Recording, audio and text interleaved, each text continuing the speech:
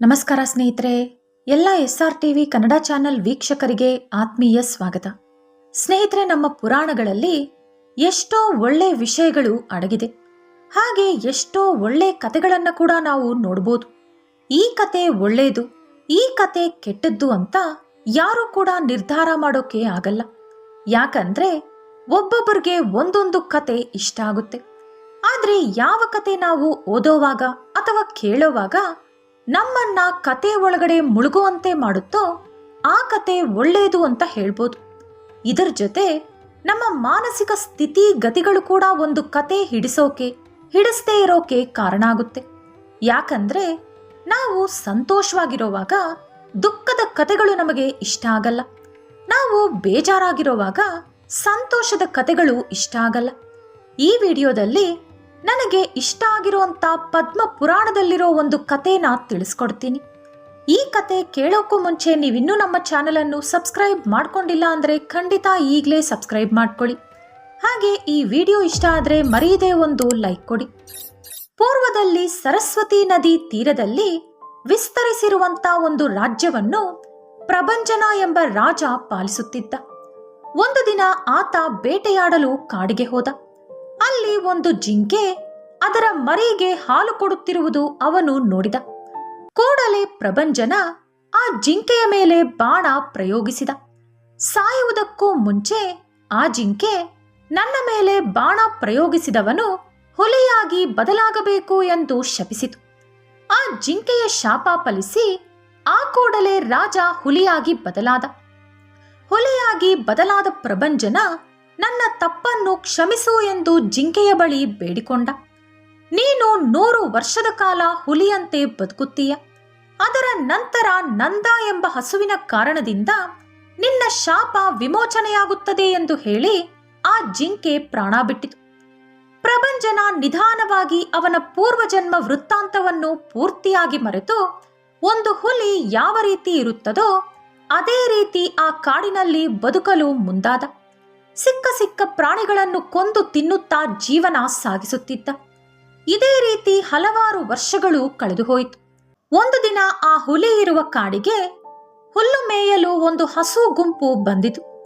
ಆ ರೀತಿ ದಿನವಿಡೀ ಅವು ಹುಲ್ಲು ತಿಂದು ಸಂಜೆ ಮತ್ತೆ ಊರಿಗೆ ಹಿಂದಿರುಗಲು ತಯಾರಾದವು. ಆ ಗುಂಪಿನಲ್ಲೇ ನಂದ ಎಂಬ ಹಸು ಕೂಡ ಇತ್ತು. ಅದು ಮಾತ್ರ ಎಲ್ಲರ ಜೊತೆಯಲ್ಲದೆ ಸ್ವಲ್ಪ ಹಿಂದೆ ಉಳಿದಿತ್ತು. ಅದೇ ಸಮಯದಲ್ಲಿ ಭಾರೀ ಮಳೆ ಶುರುವಾದ್ದರಿಂದ ಉಳಿದ ಹಸುಗಳು ನಂದ ಹಸುವನ್ನು ಮರೆತು ಮಳೆಯಿಂದ ತಪ್ಪಿಸಿಕೊಳ್ಳೋಕೆ ವೇಗವಾಗಿ ಹೋಗಲು ಶುರು ಮಾಡಿದವು. ಒಂದು ಮರದ ಕೆಳಗೆ ಉಳಿದಿದ್ದ ನಂದ ಸುತ್ತಮುತ್ತ ಯಾವ ಹಸುಗಳು ಇಲ್ಲದಿರುವುದನ್ನು ಗಮನಿಸಿ ಹೆದರಿ ಊರಿನ ಕಡೆ ವೇಗವಾಗಿ ಹೆಜ್ಜೆ ಹಾಕತೊಡಗಿತು. ಅದೇ ಸಮಯದಲ್ಲಿ ಹುಲಿ ಅದರ ಮರಿಗಳಿಗಾಗಿ ಮಾಂಸ ಹುಡುಕುತ್ತಾ ಅದೇ ಜಾಗಕ್ಕೆ ಬಂತು.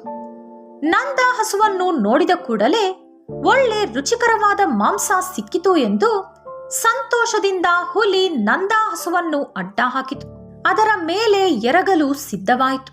ಆದರೆ ನಂದ ಅದರ ಪ್ರಾಣ ಹೋಗುತ್ತದೆ ಎಂದು ಹೆದರಲಿಲ್ಲ. ಆದರೆ ಗೋಶಾಲೆಯಲ್ಲಿ ಹಾಲಿಗಾಗಿ ಕಾಯುತ್ತಿರುವ ಅದರ ಕರುವನ್ನು ನೆನೆಸಿಕೊಂಡು ಅದರ ಮನಸ್ಸು ವಿಲವಿಲ ಒದ್ದಾಡುತ್ತಿತ್ತು. ಅದನ್ನು ಕೊಲ್ಲಲು ಬಂದ ಹುಲಿಯೊಂದಿಗೆ, ಹುಲಿರಾಯ, ನನ್ನ ಕರು ಗೋಶಾಲೆಯೊಳಗೆ ಹಸಿವಿನಿಂದ ಒದ್ದಾಡುತ್ತಿರುತ್ತದೆ. ಅದಕ್ಕೆ ಹಾಲುಣಿಸಲು ನಾನು ವೇಗವಾಗಿ ಹೊರಟಿದ್ದೇನೆ. ನಾನು ಬೇಗನೆ ಅದಕ್ಕೆ ಹಾಲುಣಿಸಿ ನನ್ನ ಸ್ನೇಹಿತೆಯರಿಗೆ ಅದನ್ನು ಒಪ್ಪಿಸಿ ಬೇಗನೆ ನಿನ್ನ ಬಳಿ ಹಿಂದಿರುಗಿ ಬರುತ್ತೇನೆ. ಆಗ ನಿನ್ನ ಇಷ್ಟದ ಪ್ರಕಾರ ನನ್ನನ್ನು ಆಹಾರವಾಗಿ ಸ್ವೀಕರಿಸು. ಕೊನೆಯ ಬಾರಿ ನನ್ನ ಕರುವನ್ನು ನೋಡಿ ಅದಕ್ಕೆ 4 ಒಳ್ಳೆ ಮಾತುಗಳನ್ನು ಹೇಳಿ ಬರುತ್ತೇನೆ. ಹಾಗಾಗಿ ದಯವಿಟ್ಟು ನನ್ನ ಮೇಲೆ ಕರುಣೆ ತೋರಿಸಿ ಸ್ವಲ್ಪ ಹೊತ್ತು ನನಗೆ ಕಾಲಾವಕಾಶ ಕೊಡು ಎಂದು ವಿನಯವಾಗಿ ಬೇಡಿಕೊಂಡಿತು. ನಂದ ಬೇಡಿಕೆಯನ್ನು ಒಪ್ಪಿಕೊಳ್ಳಲು ಹುಲಿ ಸಿದ್ಧವಿರಲಿಲ್ಲ. ಈಗ ನಿನ್ನನ್ನು ನಾನು ಕಳಿಸಿಬಿಟ್ಟರೆ ನೀನು ಮತ್ತೆ ಬರುತ್ತೀಯಾ ಎಂಬ ನಂಬಿಕೆ ನನಗಿಲ್ಲ. ಇವತ್ತು ನೀನು ನನಗೆ ಆಹಾರವಾಗಬೇಕು ಎಂಬುದು ಆ ವಿಧಿ ನಿರ್ಣಯ. ಹಾಗಾಗಿ ಸಮಯ ವ್ಯರ್ಥಗೊಳಿಸದೆ ನನಗೆ ಆಹಾರವಾಗು ಎಂದಿತು ಹುಲಿ. ಆಗ ನಂದ, ನಾನು ಮಾತು ತಪ್ಪುವುದಿಲ್ಲ. ಒಂದು ವೇಳೆ ಕೊಟ್ಟ ಮಾತು ತಪ್ಪಿದರೆ ಇಂಥ ಘೋರವಾದ ಶಿಕ್ಷೆಗಳಿಗೆ ಗುರಿಯಾಗಬೇಕಾಗುತ್ತದೆ ಎಂದು ಕೆಲವು ಶಿಕ್ಷೆಗಳ ಬಗ್ಗೆ ಹುಲಿಗೆ ವಿವರಿಸಿ ಹಿಂದಿರುಗಿ ಬರುವುದಾಗಿ ಶಪಥ ಮಾಡಿತು. ಒಂದು ವೇಳೆ ಆ ಜಾಗದಲ್ಲಿ ಮನುಷ್ಯ ಇದ್ದಿದ್ದರೆ ಖಂಡಿತ ಇನ್ನೊಬ್ಬನನ್ನು ನಂಬುತ್ತಿರಲಿಲ್ಲ. ಆದರೆ ಪ್ರಸ್ತುತ ಪ್ರಭಂಜನ ಹುಲಿಯಾಗಿ ಬದಲಾದ್ದರಿಂದ ಅವನ ಮನಸ್ಸು ನಂದ ಮಾತುಗಳಿಗೆ ಕರಗಿತು. ಸರಿ, ಏಕೋ ನನಗೆ ನಿನ್ನ ಮಾತಿನ ಮೇಲೆ ನಂಬಿಕೆ ಬರುತ್ತಿದೆ. ನೀನು ಹೇಳಿದಂತೆ ಬೇಗನೆ ನಿನ್ನ ಕರುವನ್ನು ನೋಡಿ ನನ್ನ ಹತ್ತಿರ ಬಂದು ಬಿಡಬೇಕು. ಇದರ ಜೊತೆ ಇನ್ನೊಂದು ಮಾತು ಕೂಡ ನೆನಪಿಟ್ಟುಕೋ. ನಿನ್ನ ಪ್ರಾಣ ಉಳಿಸಿಕೊಳ್ಳಲು ಕೊಟ್ಟ ಮಾತು ತಪ್ಪಬಹುದು ಎಂದು ಅನೇಕರು ನಿನ್ನ ತಲೆ ಕೆಡಿಸಲು ಪ್ರಯತ್ನಿಸುತ್ತಾರೆ. ಆದರೆ ಅವರ ಮಾತುಗಳನ್ನು ನೀನು ಕೇಳಬಾರದು. ನೀನು ಕೊಟ್ಟ ಮಾತನ್ನು ಉಳಿಸಿಕೊಳ್ಳಬೇಕು ಎಂದು ಹೇಳಿ ಹುಲಿ ನಂದ ಹಸುವನ್ನು ಕಳಿಸಿಕೊಟ್ಟಿತು. ನಾನು ನಿನ್ನನ್ನು ಮೋಸ ಮಾಡುವುದಿಲ್ಲ. ಇತರರನ್ನು ಮೋಸ ಮಾಡಿದವನು ಅವನ ಆತ್ಮಸಾಕ್ಷಿಯನ್ನು ಮೋಸ ಮಾಡಿಕೊಂಡಂತೆ ಲೆಕ್ಕ. ನಾನು ಕೊಟ್ಟ ಮಾತಿನ ಪ್ರಕಾರ ಬೇಗನೆ ಹಿಂದಿರುಗಿ ಬರುತ್ತೇನೆ ಎಂದು ಹೇಳಿ ನಂದ ಗೋಶಾಲೆಗೆ ಹೊರಟು ಹೋಯಿತು. ಇನ್ನು ತಾಯಿ ಬರದಿರುವಾಗ ಕರು ಹಸಿವಿನಿಂದ ಗೋಶಾಲೆಯೆಲ್ಲ ಓಡಾಡುತ್ತಾ ತಾಯಿಗಾಗಿ ಕಾಯುತ್ತಿತ್ತು. ನಂದ ಬರುತ್ತಿರುವುದು ನೋಡಿದ ಕೂಡಲೇ ಕರು ಸಂತೋಷದಿಂದ ಓಡಿ ಹೋಗಿ ಹಾಲು ಕುಡಿಯಲು ಶುರು ಮಾಡಿತು. ಆದರೆ ಯಾವಾಗಲೂ ಹಾಲು ಕೊಡುತ್ತಿರುವಾಗ ಪ್ರೀತಿಯಿಂದ ನೆಕ್ಕುತ್ತಿದ್ದ ತಾಯಿ ಈ ದಿನ ದುಃಖದಲ್ಲಿ ಮುಳುಗಿರುವುದು ನೋಡಿದ ಕರುವಿನ ಉತ್ಸಾಹ ಕೂಡ ಕಡಿಮೆಯಾಯಿತು. ಅಮ್ಮ, ಯಾಕೋ ನೀನು ಎಂದಿನಂತೆ ಕಾಣುತ್ತಿಲ್ಲ? ಯಾಕೆ ದುಃಖದಲ್ಲಿ ಮುಳುಗಿದ್ದೀಯಾ ಎಂದು ಕರು ತಾಯಿಯನ್ನು ಕೇಳಿತು. ನಂದ ನಡೆದ ವಿಷಯವನ್ನು ವಿವರಿಸಿತು. ಅದರ ಮಾತು ಕೇಳಿದ ಕೂಡಲೇ ಕರು ಜೋರಾಗಿ ಗೋಳಾಡಲು ಶುರು ಮಾಡಿತು. ಅಮ್ಮ, ನಾನು ಕೂಡ ನಿನ್ನ ಜೊತೆ ಬಂದು ಆ ಹುಲಿಗೆ ಆಹಾರವಾಗುತ್ತೇನೆ ಎಂದಿತು ಕರು.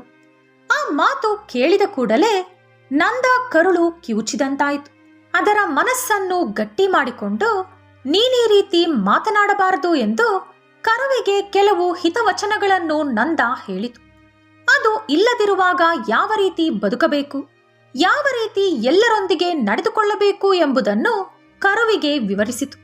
ಅದರ ನಂತರ ನಂದ ಕರುವನ್ನು ಅದರ ಸ್ನೇಹಿತೆಯರ ಹತ್ತಿರ ಕರೆದೊಯ್ತು. ಅವುಗಳಿಗೆ ಕರುವನ್ನು ಒಪ್ಪಿಸಿ ನಡೆದ ವಿಷಯವನ್ನು ವಿವರಿಸಿತು. ಹುಲಿ ಹೇಳಿದಂತೆಯೇ ನಂದ ಸ್ನೇಹಿತೆಯರು ಕೂಡ ಈ ರೀತಿ ಹೇಳಿದರು. ಪ್ರಾಣ ಕಾಪಾಡಿಕೊಳ್ಳಲು ಸುಳ್ಳು ಹೇಳುವುದು, ಕೊಟ್ಟ ಮಾತು ತಪ್ಪುವುದು ಅಪರಾಧ ಅಲ್ಲ. ನಿನ್ನ ಪ್ರಾಣ ತೆಗೆಯುವಂತಹ ಸತ್ಯ ಸುಳ್ಳಿಗೆ ಸಮಾನವಾಗುತ್ತದೆ ಎಂದು ಕೆಲವು ಕತೆಗಳು, ಸನ್ನಿವೇಶಗಳು ನಂದಾಗೆ ಹೇಳಿ ಅದರ ಮನಸ್ಸು ಬದಲಾಯಿಸಲು ಅವು ಪ್ರಯತ್ನಿಸಿದವು. ಇನ್ನು ಹಾಲು ಕುಡಿಯುವ ಮಗುವನ್ನು ಬಿಟ್ಟು ಕೊಟ್ಟ ಮಾತು ನೆರವೇರಿಸುವುದು ಮುಖ್ಯವಲ್ಲ ಎಂದು ಹೇಳಿದವು ಆ ಹಸುಗಳು.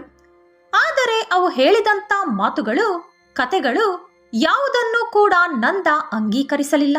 ನಂದ ಈ ರೀತಿ ಹೇಳಿತು, ನೋಡಿ, ಬೇರೆಯವರನ್ನು ಕಾಪಾಡಲು ನಾವು ಸುಳ್ಳು ಹೇಳಬಹುದು, ಆದರೆ ನಮ್ಮ ಪ್ರಾಣ ಉಳಿಸಿಕೊಳ್ಳಲು ನಾವು ಎಂದೂ ಕೂಡ ಸುಳ್ಳು ಹೇಳಬಾರದು.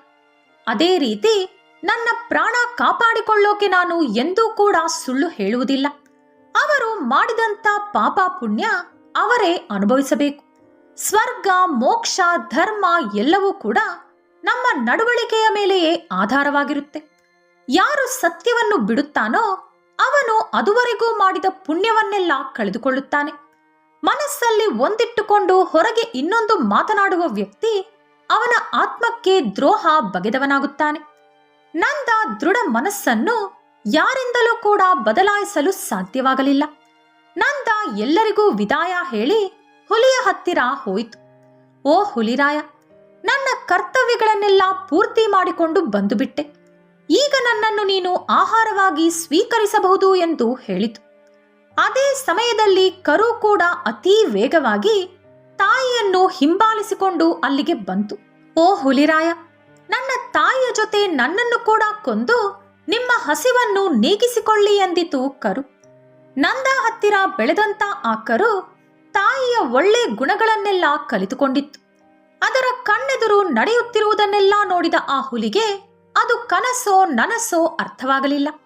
ಚಿಕ್ಕ ಪುಟ್ಟ ವಿಷಯಗಳಿಗೆ ಕೊಟ್ಟ ಮಾತನ್ನು ತಪ್ಪುವಂತ ಜನರಿರುವ ಈ ಪ್ರಪಂಚದಲ್ಲಿ ಅದರ ಪ್ರಾಣಕ್ಕೂ ಕೂಡ ಬೆಲೆ ಕೊಡದೆ ಕೊಟ್ಟ ಮಾತಿಗೆ ಬೆಲೆ ಕೊಡುತ್ತಿರುವ ನಂದ ಹಸುವನ್ನು ನೋಡಿದ ಹುಲಿಗೆ ಆಶ್ಚರ್ಯ, ಆನಂದ ಎರಡೂ ಆಯಿತು. ಆ ಕರುವನ್ನು ನೋಡಿ ಹುಲಿಗೆ ಅದರ ಮರಿಗಳು ನೆನಪಾದವು. ಎಷ್ಟಾದರೂ ಅದು ಕೂಡ ಒಂದು ತಾಯಿ ತಾನೆ. ನಾನು ಸತ್ತರೆ ನನ್ನ ಮರಿಗಳು ಎಷ್ಟು ಕಷ್ಟಪಡುತ್ತವೋ ಅದೇ ರೀತಿ ಈ ಹಸು ಸತ್ತರೆ ಈ ಕರು ಕೂಡ ಅಷ್ಟೇ ಕಷ್ಟಪಡುತ್ತದೆ ಎಂಬ ಆಲೋಚನೆ ಬಂದ ತಕ್ಷಣ ಹುಲಿ ಮನಸ್ಸು ಮಂಜಿನಂತೆ ಕರಗಿ ಹೋಯಿತು. ಕರುವನ್ನು ಅದರ ಸ್ನೇಹಿತೆಯರನ್ನು ಬಿಟ್ಟು ಆಹಾರವಾಗಲು ಸಿದ್ಧವಾಗಿ ನಿಂತಿರುವ ನಂದಾವನ್ನು ನೋಡಿದ ಹುಲಿಯ ಮನಸ್ಸು ಪೂರ್ತಿಯಾಗಿ ಬದಲಾಗಿ ಹೋಯಿತು. ನಿನ್ನನ್ನು ಕೊಲ್ಲಬೇಕು ಎಂಬ ಉದ್ದೇಶ ನಾನು ಬದಲಾಯಿಸಿಕೊಂಡೆ. ನಿನ್ನೊಳಗಿರುವ ಸತ್ಯ ಎಂಬ ಉತ್ತಮವಾದ ಗುಣ ಈಗ ನನ್ನನ್ನು ಜಯಿಸಿದೆ. ನಿನ್ನ ಸತ್ಯನೇ ಈಗ ನಿನ್ನನ್ನು ರಕ್ಷಿಸಿದೆ. ಇಂದಿನಿಂದ ಇತರರನ್ನು ಕೊಂದು ಬದುಕುವ ಜೀವನ ನನಗೆ ಬೇಕಿಲ್ಲ. ಇದುವರೆಗೂ ನಾನು ಬದುಕಿದ ಜೀವನ ನೆನೆಸಿಕೊಂಡರೆ ನನಗೆ ಅಸಹ್ಯವಾಗುತ್ತಿದೆ. ನನಗೆ ಕೆಲವು ಹಿತವಚನಗಳನ್ನು ಹೇಳು ಎಂದು ಕೇಳಿಕೊಂಡಿತು ಹುಲಿ. ಇಡೀ ಮನುಷ್ಯ ಜಾತಿ ಪಾಲಿಸುವಂತಹ ಒಂದು ಉಪದೇಶವನ್ನು ಹುಲಿಗೆ ನಂದ ಮಾಡಿತು. ಪಂಚಭೂತಗಳನ್ನು ಯಾರು ಪೂಜಿಸುತ್ತಾರೋ ಅವರು ಬ್ರಹ್ಮಾಂಡವನ್ನು ಗೆಲ್ಲುತ್ತಾರೆ. ಸಮಯ ಸಂದರ್ಭ ನೋಡಿ ನಡೆದುಕೊಳ್ಳಬೇಕು.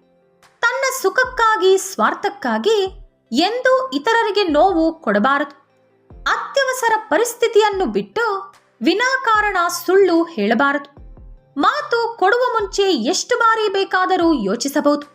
ಆದರೆ ಒಂದು ಸಾರಿ ಮಾತು ಕೊಟ್ಟ ಮೇಲೆ ಒಂದು ಕ್ಷಣ ಮಾತು ತಪ್ಪುವ ಆಲೋಚನೆ ಮಾಡಬಾರದು ಎಂದಿತು ನಂದ. ನಂದ ಮಾತು ಮುಗಿಸಿದ ಕೂಡಲೇ ಹುಲಿಗೆ ತಾನು ಯಾರು ಎಂಬುದು ನಿಧಾನವಾಗಿ ನೆನಪಾಯಿತು. ನಿಧಾನವಾಗಿ ಹುಲಿಯ ರೂಪ ಹೋಗಿ ಪ್ರಭಂಜನನ ರೂಪ ಬಂತು. ಆಗ ಧರ್ಮದೇವತೆ ಅಲ್ಲಿ ಪ್ರತ್ಯಕ್ಷವಾದರು. ಅವರ ಅನುಗ್ರಹದಿಂದ ನಂದಾಳಿಗೆ ಮೋಕ್ಷ ಕಲುಗಿತು. ಅದರ ಜೊತೆ ಆ ಕರುವಿಗೂ ಕೂಡ ಮೋಕ್ಷ ಪ್ರಾಪ್ತಿಯಾಯಿತು. ಪ್ರಭಂಜನ ಅವನ ರಾಜ್ಯಕ್ಕೆ ಹಿಂದಿರುಗಿ ಮೊದಲಿಗಿಂತಲೂ ಹೆಚ್ಚು ನ್ಯಾಯವಾಗಿ ಧರ್ಮವಾಗಿ ರಾಜ್ಯವನ್ನು ಪಾಲಿಸಿದ. ಸತ್ಯಮೇವ ಜಯತೆ ಎಂದು ಲೋಕಕ್ಕೆ ಸಾರಿದಂತ ನಂದಾಕತೆ ಎಲ್ಲೆಡೆಯೂ ಹರಡಲು ಅಂದಿನಿಂದ ಸರಸ್ವತಿ ನದಿಗೆ ನಂದ ಸರಸ್ವತಿ ಎಂಬ ಹೆಸರು ಬಂತು. ಈ ವಿಡಿಯೋ ನಿಮಗೆ ಇಷ್ಟ ಆದರೆ ಲೈಕ್ ಮಾಡಿ, ಶೇರ್ ಮಾಡಿ. ಇಂತಹ ಹೆಚ್ಚಿನ ಉತ್ತಮ ಕಥೆಗಳಿಗಾಗಿ ತಪ್ಪದೇ ನಮ್ಮ ಚಾನೆಲ್ ಅನ್ನು ಸಬ್ಸ್ಕ್ರೈಬ್ ಮಾಡ್ಕೊಳ್ಳಿ. ನಾಳೆ ಮತ್ತೊಂದು ವಿಡಿಯೋದೊಂದಿಗೆ ಪುನಃ ಭೇಟಿಯಾಗೋಣ. ಧನ್ಯವಾದಗಳು.